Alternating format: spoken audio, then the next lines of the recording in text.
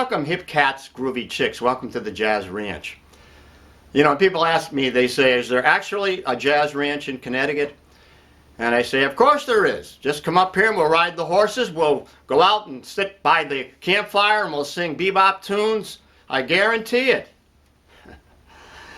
I have a special program for you this evening. It's based on a song, a Christmas song, and how to reharmonize it. So I'm going to talk about individualism. In other words, it's your own personal taste, how you reharmonize a song or how you play it.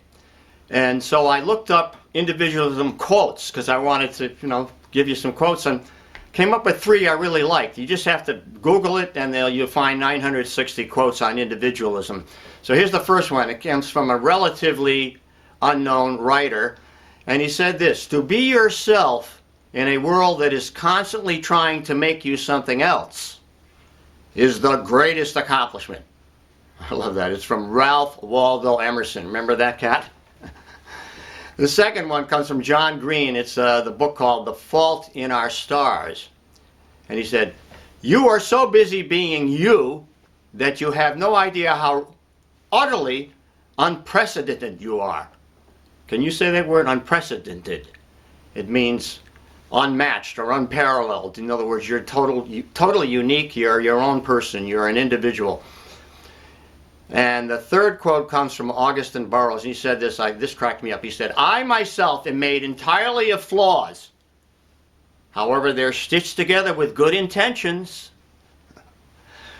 That's a good one. So here we go now with a great Christmas song called Winter Wonderland, reharmonized.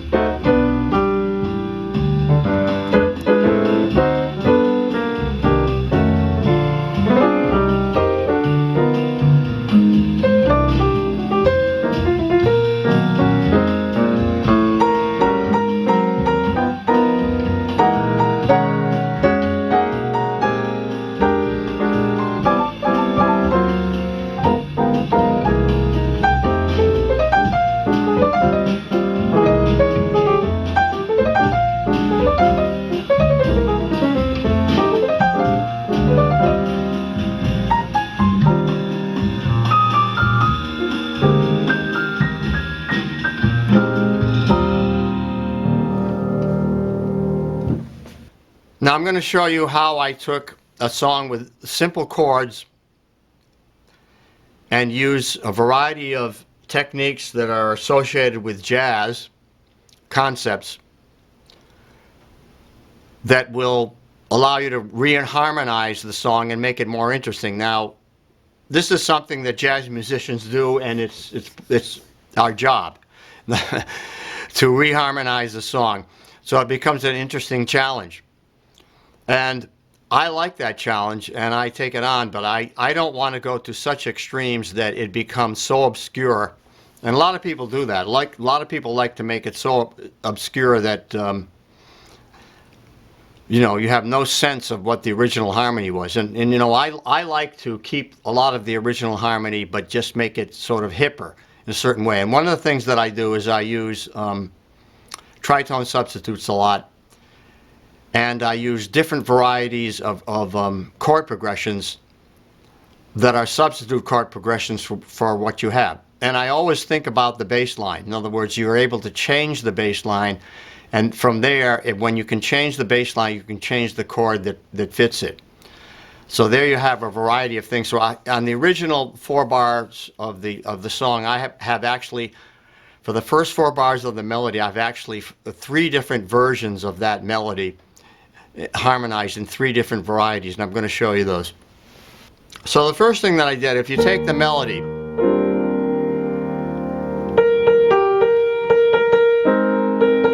all that is in the original score is an E flat major. We're in the key of E flat, which is 3 flats, right? These 3 flats. So now it was just an E flat chord for the first, you know, 2 chords, and then the next chord was a B flat 7 chord.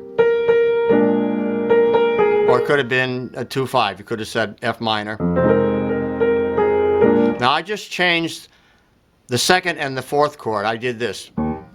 The E flat, now I did this.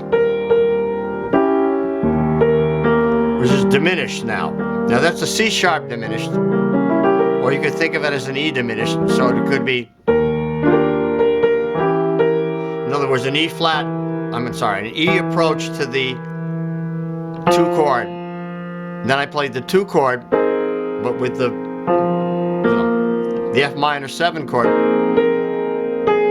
And that would go to, logically, to a B flat chord. But I used a substitute of a D flat 7. It's just a good substitute for the 5. Just to go down a whole step from the key and make it dominant. Now why is that? Let's look at it. First of all, the melody is, so that works with the B flat, but it also works with the D flat. Just a few notes are changed. You know, B flat would be this, D flat would have this. Instead of that, it'd have this note. And then it would have that same note. D flat would have that same note. In other words, they have notes in common. If they have enough notes in common, you can substitute them, right? So like I can go E flat major to C diminished, B flat pedal with a F minor, and 7,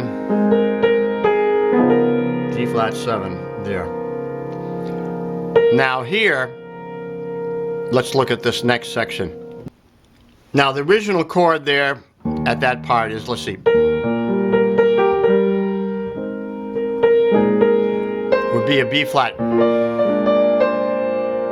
Or it could be, yeah, B flat chord, B flat 7.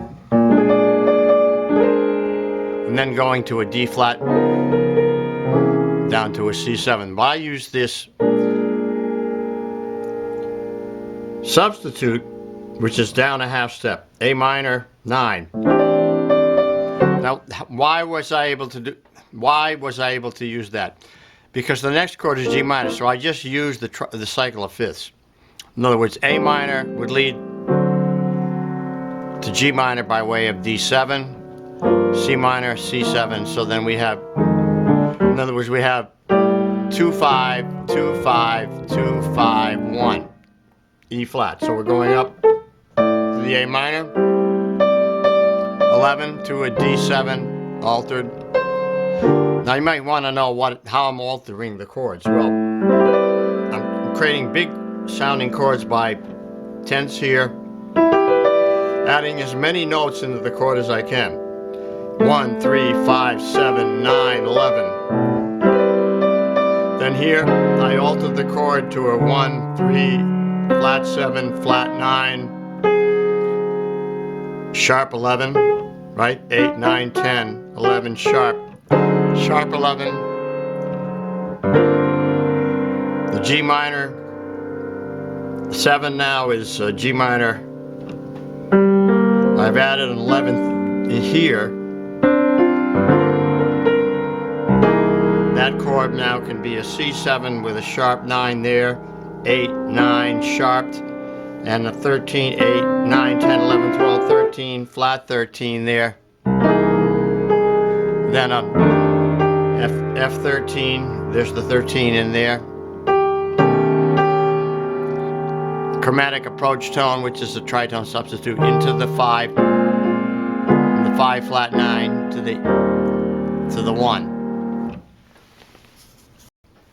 So now essentially, if you have an E flat chord going to its 2 chord, and then its 5 chord. Okay, so now there you can use a progression, which would be the 1, the 4, to the 3, to the 6, to the 2. In other words, there's a way to get to the 2 chord rather than just staying on the 1 chord. You could do a diminished approach, or you could do, here's the 2 chord to the 5. But I can do this progression. 1, 4, 3, 6. See, that's following the cycle of fifths. 1, 4, and then, so the cycle of fifths works in 2 ways. In a pure way or in a way in which is chromatic. So in other words, E flat major to A flat dominant can move down a half step to the 3 chord, then to the 6 chord dominant, then to the 2 chord, to the 5 chord. You see, so that's another way that the 2-5-1 can work. It doesn't have to be 1, 6, 2, 5. It could be 1, 4, 3, 6, 2, like that. So that's what's happening there. So now the second time I play that passage, instead of playing E flat to A flat to the 3 chord to the 6, what I did was chromatic, and that's tritone substitute. So I just did the tritone substitute for the A flat, which would be always, it's always going to be up a flat 5. 1, 2, 3, 4, 5, flat. You know, so I can use that anytime I want to, the tritone substitute, but I'm going to use it here. Now, when you use the tritone substitute, you have to make the melody relate to it. You have to adjust the melody. So now I have to go. So there it is. Now what is that melodic note? How does it relate to the chord, the tritone substitute of A flat, which is D7? Flat 9 with an augmented 5th. And then I go to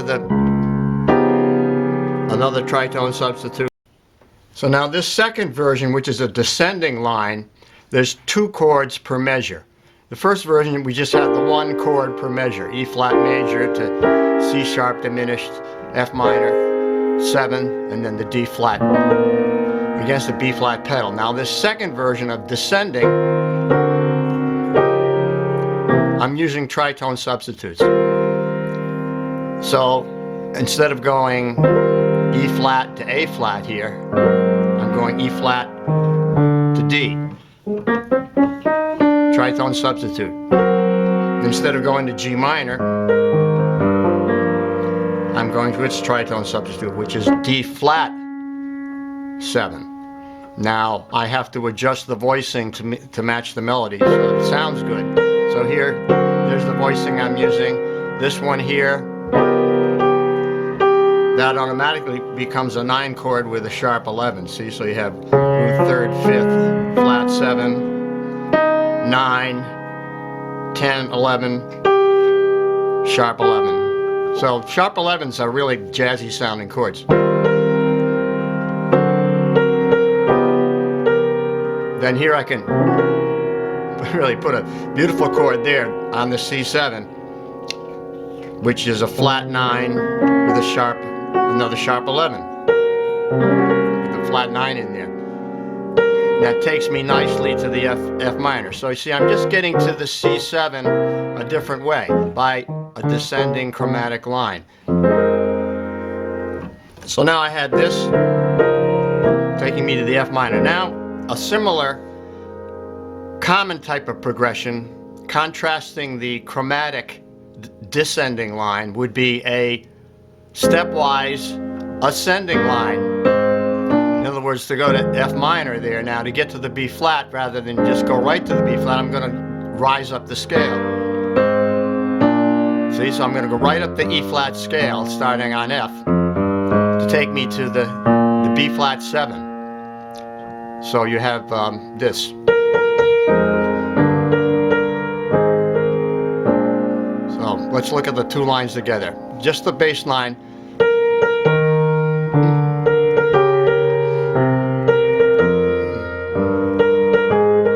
See, bass line movement is always very important. So there you have chromatic descending and stepwise ascending, which is really good. Always adapting the melody to the chord. So there I could make it dominant, but I'm using a major or a 6.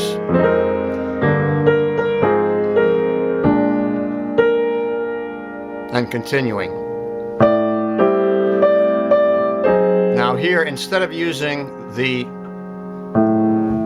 2-5 type movement, I'm going to be going with the tritone substitute again. Instead of the D7, I'm going to its tritone substitute. So this is an option you always have, is to use that tritone substitute. So it sounds like this.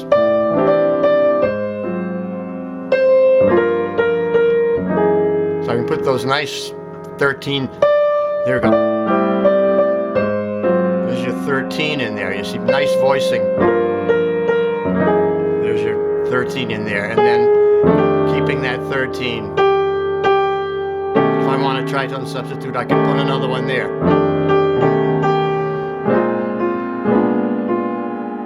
And here, instead of resolving to 1, I resolve down a half step to a half diminished chord. A minor 7, flat 5, and then it's related 5, like 2-5, to take me to G major. So I'll explain that. So I resolved, instead of to the E flat, to its tritone substitute, but not a dominant form. This is an unusual concept, but what happens is, let's go. Should go to here. I go to there. Now it's half diminished, but it's a tritone away from the root, right? 1, 2, 3, 4, 5, flat 5, and it's half diminished. Now it substitutes for the 1 because it has the 6th in it, has the root in it of the 1. Has the 3rd of the 1. It just has a different bass note. I could actually, take that bass note out and I have an E flat 6.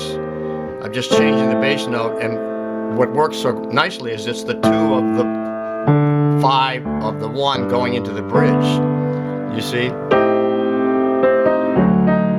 So that half diminished flat 5 of a 1 chord is often used in jazz, and it's a great sound, I think.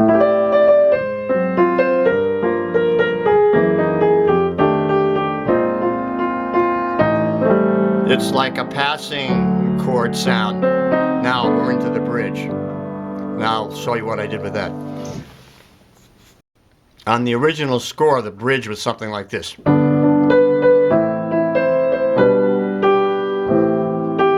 Just going right up the G scale. But what I did is I turned it into a progression of 1, 6 dominant to 5, and then 3, and then tritone substitute to the 2, to the 5, to the 1, to the 6, to the 2, to the 5. In other words, a very common progression like this. Sounds like this. Let me get.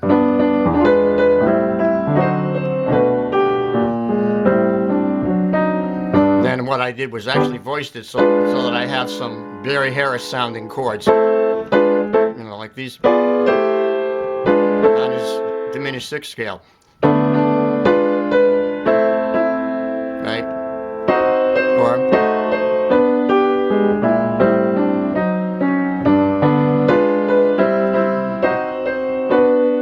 then I put in a 2/5 to get me to the B flat chord.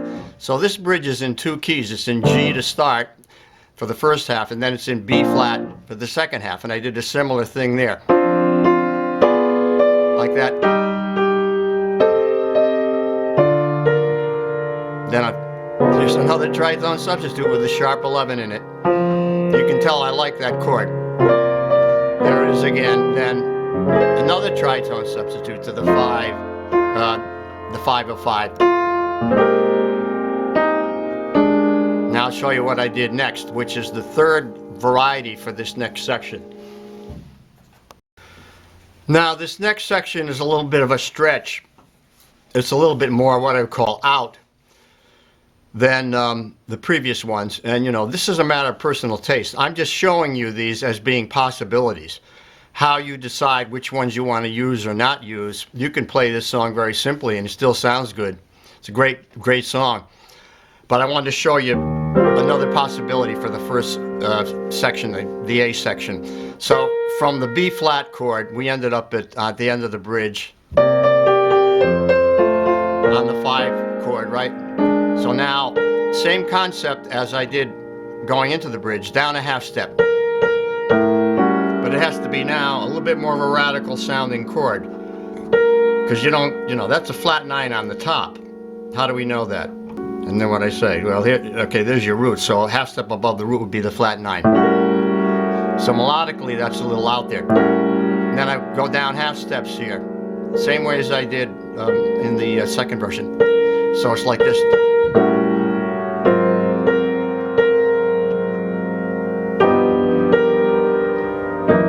It's a way to get to the 2 chord, to the F minor, right? Like this. You know, see, melodically it's a little bit of a stretch, but there's the G chord, and then the G flat. That works fine. But now instead of going to the 2 chord, I'm using another tritone substitute. Okay, so what? It would be F minor. So what is the tritone substitute? Right? You go up the scale 1, 2, 3, 4, sharp 4. It's a B, but I've got a B flat in the melody. So now, if I'm going to use that chord, I have to make it major 7, and that's a unique sound for that particular measure, I think. I really like it because you can do some interesting things when you solo. And then I do resolve it to the 5, and then the ending is just pretty much the same.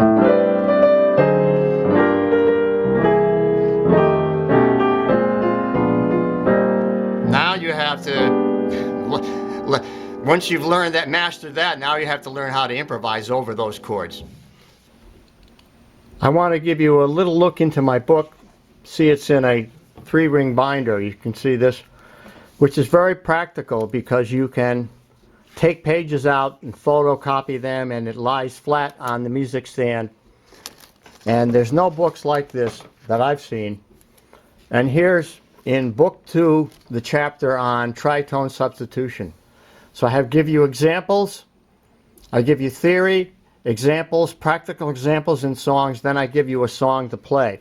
Here it relates to the cycle of fifths. Then I give you a song to play, in this case all the things you are, and I'm applying the concept of tritone substitutes to a specific song. So it's a very practical book that way. Please check it out on my website. Signing off. Unprecedented. Unprecedented. Unprecedented. Unprecedented. Say it enough times, you get it right. the same thing with music. Play the lick enough times, you'll get it right. It's all about repetitions, right? I guarantee it. It'll work every time. So come up and ride the horses with me and sit around the campfire. Until next time, I'll say in the words of my great friend, please write to me too, because I want to get a reaction from this video, how you liked it and how you liked my quotes. Until next time, I'll say, of course, in the words of my great friend, well, who was Hermie Dressel? Well, he was a record producer. He was a jazz drummer. He was an agent for like the Woody Herman Band. He booked the Woody Herman Band all around the world. He lived in New York. He lived in Hartford. He had a DJ. He was a DJ for a while. He was a great fellow. And he always said when I came into his office and I was leaving, he always left me with these words: swing loose. And we'll see you next time around. Bye-bye.